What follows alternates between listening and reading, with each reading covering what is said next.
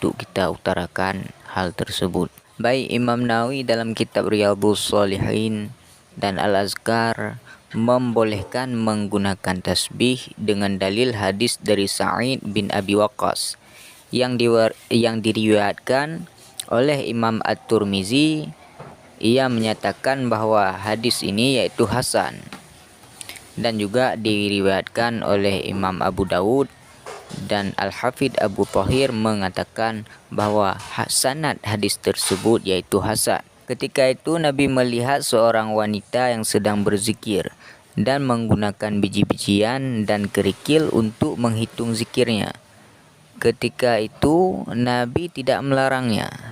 Jika memang itu tidak boleh ataupun itu bid'ah, sudah pasti Nabi akan melarangnya.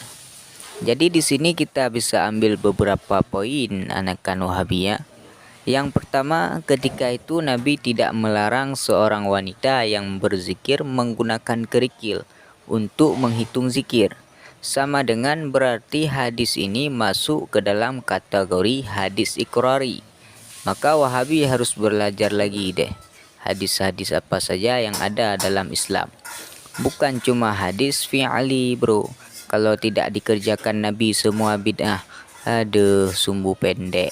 Makanya ngaji bro, ngaji. Poin yang kedua, berdasarkan hadis tersebut disebutkan menggunakan kerikil, yaitu berupa batu. Maka biji tasbih juga terbuat dari batu. Cuma bedanya sudah tersusun rapi memakai tali dan batunya sudah diwarnakan. Kok itu aja jadi masalah? Jika itu bid'ah, berarti sangat banyak bid'ah-bid'ah di dunia ini yang harus diberantas, termasuk jenggot Anda, wahai Wahabi.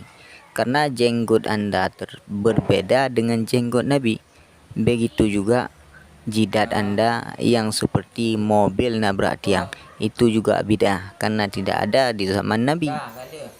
Memang ada hadis yang menyebutkan terlebih afdal menghitung zikir itu memakai jari, yang diriwayatkan oleh At-Tirmizi dan Imam Abu Dawud dari hadis Hani bin Utsman dan disahihkan oleh Imam Az-Zahabi. Sanad hadis ini dikatakan hasan oleh Al-Hafidh Abu Thahir.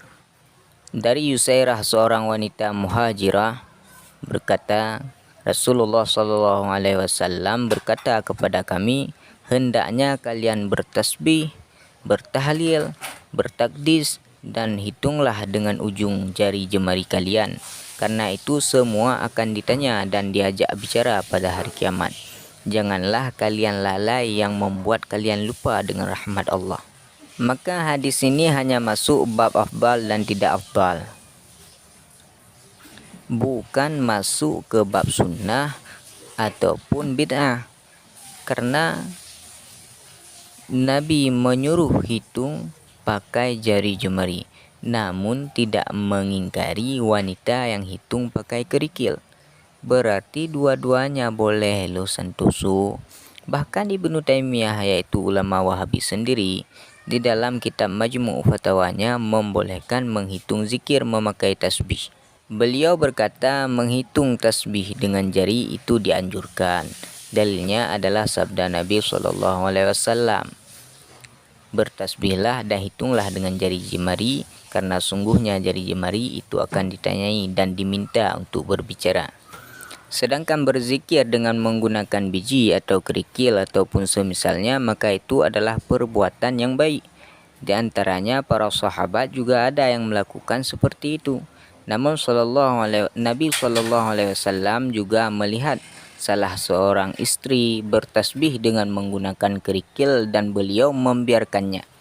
Terdapat pula riwayat yang menunjukkan bahwa Abu Hurairah bertasbih dengan menggunakan kerikil.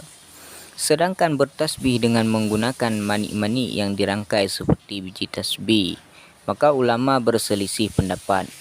Ada yang menilai hal tersebut hukumnya makruh, ada pula yang tidak setuju dengan hukum makruh, artinya dibolehkan. Kesimpulannya, jika orang yang melakukan itu memiliki niat yang baik, maka berzikir dengan menggunakan biji tasbih adalah perbuatan yang baik dan tidak makruh. Adapun bila menggunakan tasbih untuk dikalungkan ataupun karena bersifat ria, maka ini yang tidak dibenarkan. Jadi ulama Wahabi saja tidak membid'ahkan hal tersebut. Terus datang anak-anakan Wahabi yang baru netes teriak-teriak tasbih bid'ah. Padahal dia masih pakai kolor. Memang ada dalil kalau zikir itu harus pakai kolor? Ada. Kalau nggak ada ya jangan dipakai lah Bambang. Atau jangan-jangan memang kalian nggak pakai kali ya. Aduh. Jadi kesimpulannya adalah memakai tasbih saat berzikir itu tidaklah mengapa. Karena itu pernah dikerjakan oleh sahabat Nabi. Namun bila memakai jari jemari itu tentu lebih baik. Maka di sini perbedaannya antara yang baik dan yang lebih baik. Bukan antara sunnah dan bid'ah. Maka ini yang mesti kita garis bawahi. Sekian wassalam.